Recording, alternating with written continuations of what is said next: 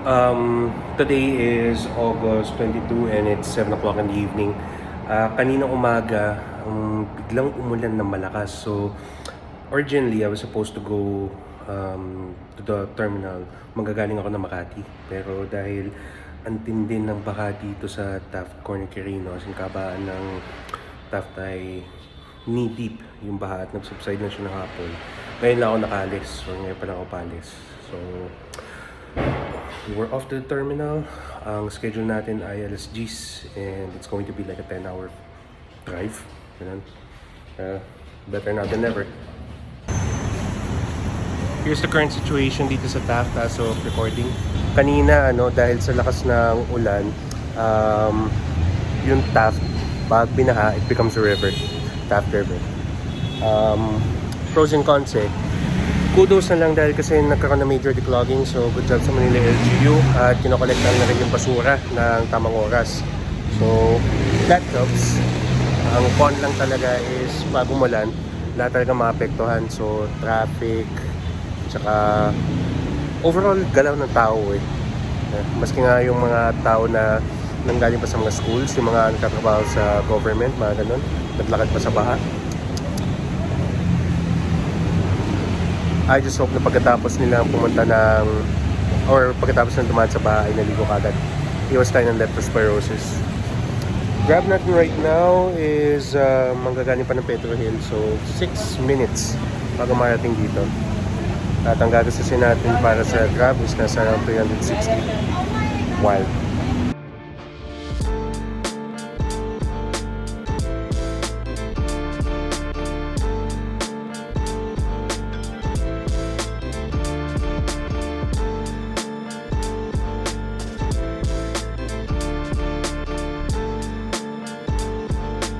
Alright, bumaba na ako dito sa terminal. Nandito tayo ngayon sa Pasay. We're going to be riding Partas and dito ako sa harap ngayon na terminal. I had an interesting conversation with my Grab driver about just life in general. Tapos nakakatawa. Sige. Kunin na muna natin yung ticket for later. Tapos, may Jollibee pala dito. Bilhin na tayo ng mga ngat-ngat. At ang mga ngat-ngat. Okay. So, saan na ba ako natigil? Yan. Kinuha ko yung ticket ng online booking. So, I actually booked it with Want to Go. And sobrang efficient na dahil kasi yun sa online booking kasi dahil walang masyadong pila pa. Pagka-present mo nung voucher, pinansyang lang yung ticket tapos antay ka na. Ang ginastos ko dito sa ticket dahil we're going to be riding deluxe is 1,496. Yeah? So, sana nga lang maganda yung And then, naka-window seat ako. Good. We're looking at around 12 hours na biyahe. So, ang mangyayari is itutulog lang natin yung biyahe. Understandably dahil kasi wala tayong masyado makikita. And learning from past trips, pag ganito kahaba yung biyahe, kailangan komportable tayo. Kaya nagdalan ako ng neck pillow. The same neck pillow na dinala ko mula Italy. So, it's pretty fun. Ano pa ba? Hindi pala. I haven't said this, so hindi ko pa siya nakukwento in a long time. Pero, pati kasi ng mga ginagawa ko for content, pag hindi ako nakakuha ng mga any monetary compensation, whatnot, ako ay nakakuha ng mga EGC and nakataon na yung GFC na nakatrabaho ko for quite some time ay nagbibigay ng mga e-vouchers. So yung e-vouchers na yon ay nakakatulong dahil kasi it invokes rule number 3 ng Petsa de Pilico. Dahil as of this time, Petsa de Pilico pa rin tayo. Ang dami kong mga araw na nasalpa dahil sa EGC. Kaya maraming salamat po GFC. Sana naman in the future. Baka naman.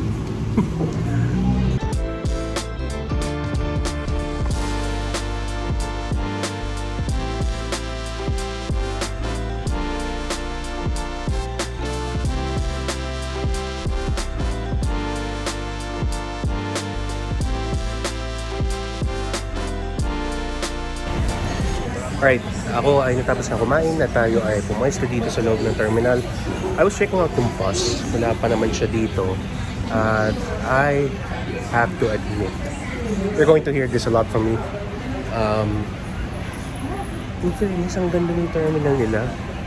Dahil kasi siguro, yung mga mahabang biyahe na nagbabas ako, the last time I did this was no Tour of the North ata. Yan po siya yung mahabang biyahe. Ano to? Doon ako nagantay sa... Doon ako sumasakay sa Avenida. And sa Avenida kasi, parang hindi aircon yung sakayan ng bus. Tapos, doon naman kasi, basta't meron na, pwede ka nang pumunta. Like yung biyahe ko pa Pangasinan. Pero yung mga papatang biyahe, biyahe pa Baguio kasi dun sa Cubao, open air yon. So, pagdating mo, medyo pagpapawisan ka pa, depende sa init. Dito, aircon. Galing. Oo, ano totoo ako. It's a major upgrade. Tapos sobrang organized pa. So, they really put in the effort na ayusin yung commute up to sa norte. I mean, ano to, parang pag bumiyay ka kasi mula PTEX pa lang kasi from sa nakasanayan ko, pag umuwi ako ng Batangas, pag sumakay ka sa Metro Point, ang laking upgrade. It's a very major upgrade. Yeah. So, kung hindi ko pa nasasabi, biyahe natin, we're going to port 10 p.m. Tapos, it's going to be like plus minus 12 hours road trip. Ano siya? Darating tayo dun sa lawag ng mga alas 10 ng umaga. Ang magiging ruta natin, baka punta naman ako dun sa accommodation just to leave the bag. Tapos diretso agad ako ng SM Lawag. Dahil first order of business natin pagdating doon, challenge ka agad. Kung ito na nga, papacheck ko. Okay, so ito. Last time na ginamit ko to, nandun tayo sa Italy eh. So, ako ay nakupo, ay ka-window seat, and to anticipate lang din yung sinat ng araw. Nagpaon ako ng face, and sleeping mask, tapos of course, glasses, sunglasses, and all that. Dalawang Boy Scout eh, no? Yung magiging biyahe natin, we're going to sleep overnight at pinili natin itong overnight bus. I think reclinable ata to. So, it's just a matter of kailangan kong i-adjust ko. Oh, yun. Nice. We're gonna make ourselves comfortable siguro later. Yeah. So, tutulog lang natin ito mamaya. Nakita ko pala yung AirPods ko. So, nandun pala sa pants sa dala ko. And, good thing. Yeah. I'm just excited to maalis na. So, make us room. It's roomy. Tama lang ang room. And dito sa tabi ko, this is the portable restroom. Which is nice. Kasi kung sabihin natin na dire-diretso yung biyahe nyo, titigil ka lang talaga kung saan gusto mo na pasalubong and all that. Pero, for what it's worth, it's going to be hopefully a smooth ride. Okay, tayo na natin mapagpapasahan sa bahay.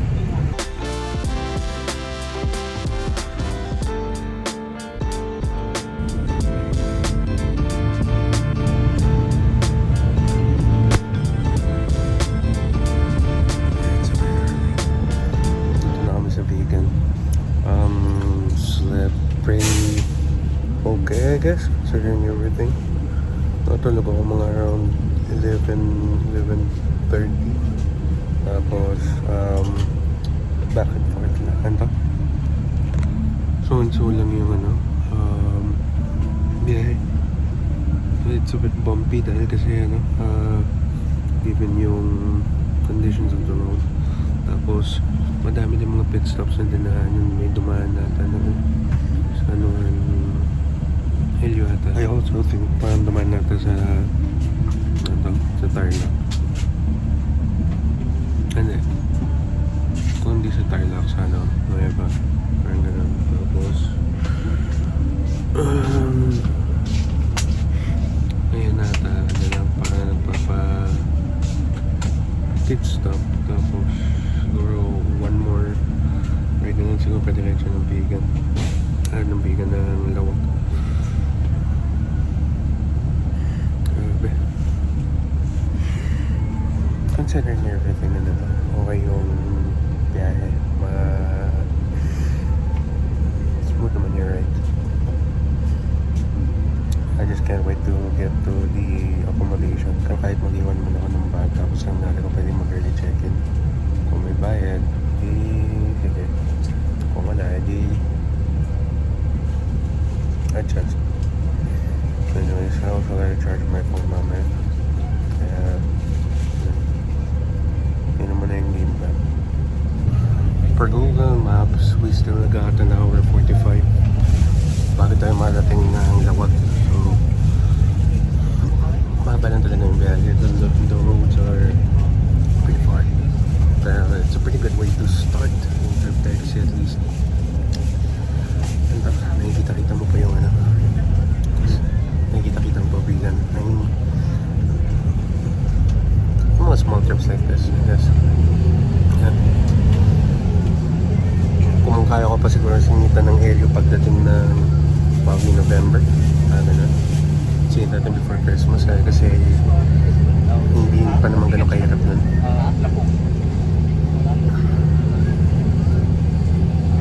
Feel ko pagdating kasi ng New Year, ganun ang hirap na mag-biyahe. Singit ulit natin.